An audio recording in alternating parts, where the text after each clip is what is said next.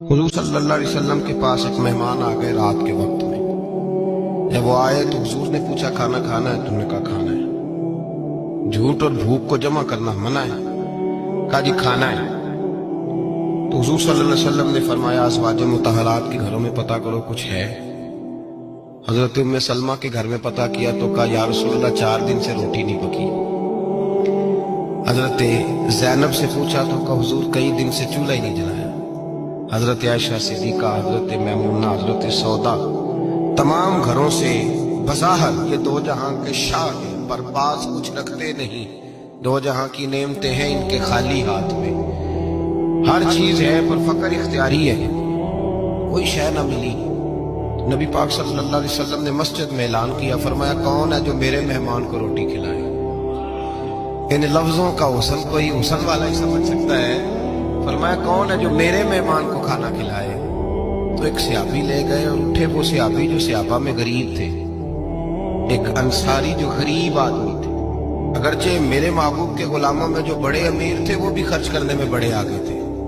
हजरत उस्मान गनी रदी अल्लाह ताला, हजरत Abdurrahman ibn of, हजरत अबू बकर सिद्दीक रदी अल्लाह। लेकिन ये गरीब आदमी का हुजूर मैं ले जाऊंगा, मैं लेके जाऊंगा। जो बुखारी मुस्लिम है, हुजूर ने फरमाया ले जाओ। वो अब सहाबी घर ले गए और बीवी से मशवरा किया। बात पे गौर करना, हर चीज की भूख देखी जा सकती है, बच्चों की नहीं देखी जा सकती। वो अंसारी हुजूर के मेहमान को घर ले गए, जाके बीवी से मशवरा किया। कहा भली मानस घर में कुछ है? तो उसने कहा थोड़ा सा बच्चों के लिए खाना रखा है। बच्चों के लिए? बच्चे तो बुज़दिल कर देते हैं, बच्चे तो आदमी को बुज़दिल कर देते हैं, बच्चे तो मार देते हैं, कलेजा फट जाता है बच्चा भूखा हो, नींद नहीं आती।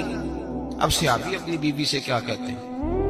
कहते हैं बच्चों को बहला के सुला दे, और रसूलुल्लाह के लिए नहीं, रसूलुल्लाह के मेहमान के लिए, भाई नबी पाक के लिए नहीं, हुजूर के तुझसे दर दर से सग और सग से है मुझको निस्बत। मेरी गर्दन में भी है दूर का पटका तेरा, तुझसे दर दर से सग सग से है मुझको निस्बत। लंबी बात है। बच्चों को सुला दो। बीबी ने बच्चों को सुला दिया तो मियाँ बीवी का मशवरा हुआ कि मेहमान के साथ बैठ के रोटी खाना भी सुन्नत है। तो अब मेहमान के साथ बैठ के खाना भी है तो खाना है एक दो आदमी का। अब खामद अपनी बीवी को तैयार करता है कि मैं भी खाने में बैठ जाऊंगा, तू भी बैठ जाना। और जब मेहमान खाने में हाथ डाल ले तो तू उठना, कहना ओहो दिया तो सही किया ही नहीं, अभी बुझ जाएगा, और जाके दिया बुझा देना। हम हाथ हिलाते रहेंगे, मेहमान रोटी खाता रहेगा। और यार इस दर्द को, इस कैफ को समझो। घर में बच्चे भी भूखे, बच्चों की माँ भी भूखी, बच्चों का बाप भी भूखा। दस्तरखान पे रोटी लग गई, रोटियां चुन डाली। बीबी उठी कहने लगी ओहो चिराग तो सही किया ही नहीं, ये तो बुझ जाएगा।